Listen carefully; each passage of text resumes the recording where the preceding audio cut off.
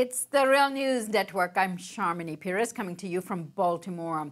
Senate Republicans unveiled their long-awaited health care reform proposal on Thursday. The proposal intends to significantly roll back Medicare coverage, reduce taxes on the wealthiest, reduce coverage for the poorest, and reduce regulations for health insurance companies.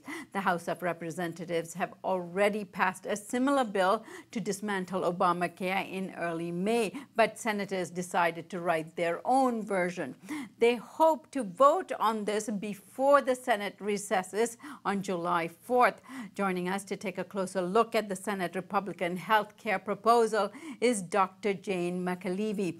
Jane is the author of Raising Expectations and Raising Hell.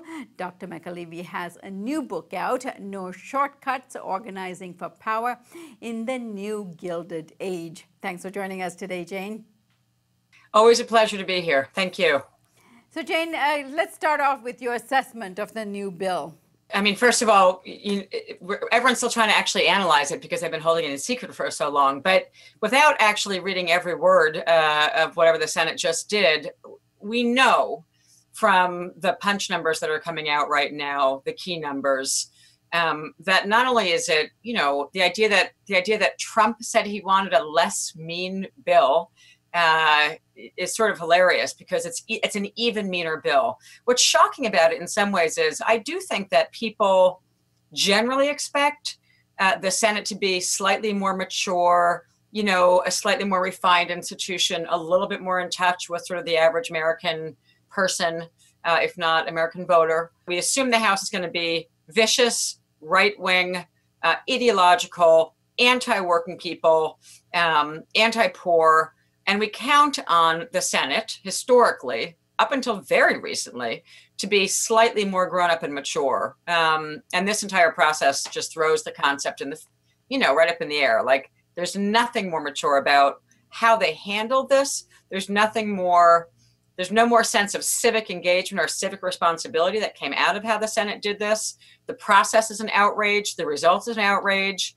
And the question is, they're going to try and jam through what's essentially a massive tax cut for the super rich of America and for corporate America on the backs of working people in this country and the least well off and the elderly. This is a problem even for the Republicans, Jane. For the moderate Republicans, the bill goes too far. For the hardliners, it doesn't go far enough.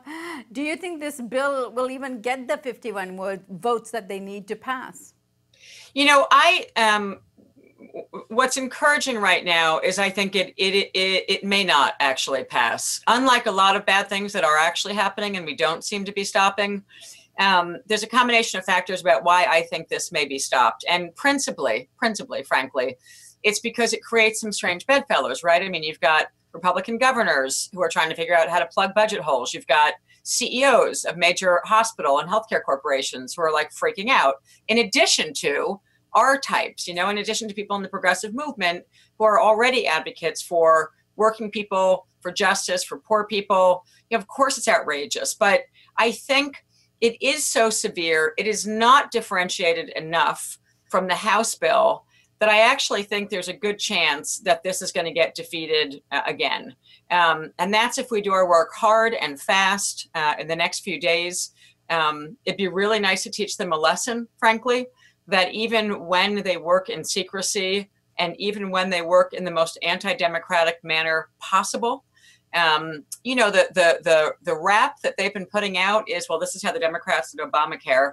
We should just revisit that for a second to say that that is a total unmitigated lie, which isn't surprising, right? Lying has become fashionable these days out of the Republican leadership in the White House and the Senate and the House. But there were 18 months of public debates that took place. The idea that they can sneak what's obviously a horrible bill, so horrible that they want no one to have time to read it, no one have time to mobilize against it, and shove it down America's throat between now and a holiday that's meant to celebrate the great democracy, right? July 4th, our patriotic moment each year.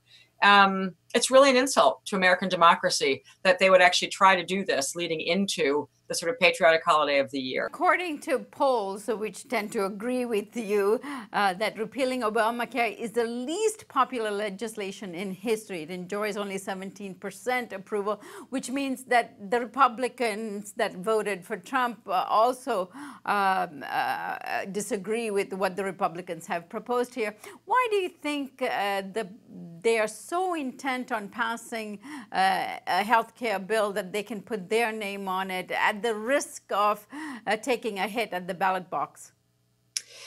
I think it's a really good question, Sharmini, and I think that there's a couple factors behind it. One, we have to remember that the context in which this current debate about healthcare this week is taking place sits inside of the brainchild of Steve Bannon and the super ideological right wing that sits around him, who are in the White House, who are determined to, quote unquote, dismantle the administrative state, right? That famous quote of his from earlier in the year.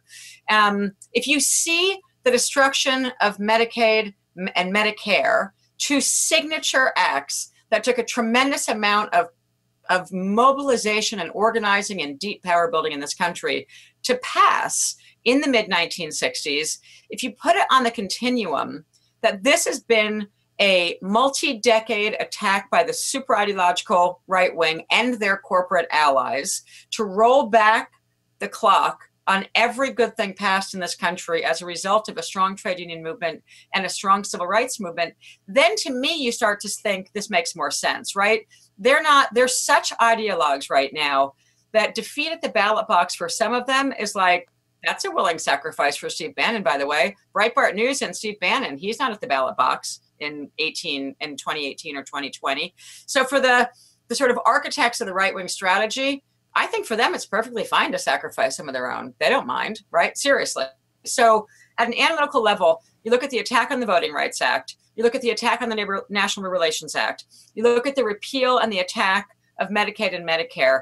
These are the signature programs that it took decades for progressive, stronger than we have today, progressive movements to pass, to make the United States just a little bit less unequal and quite a bit more fair.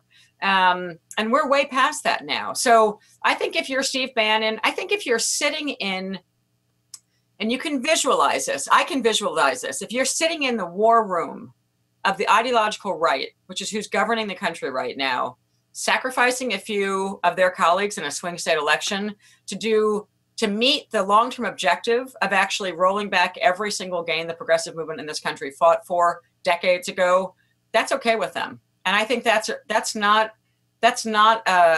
think that's a really realistic assessment of the people who are driving the ideological right-wing war room right now. It's fine for them. They don't care. Yeah.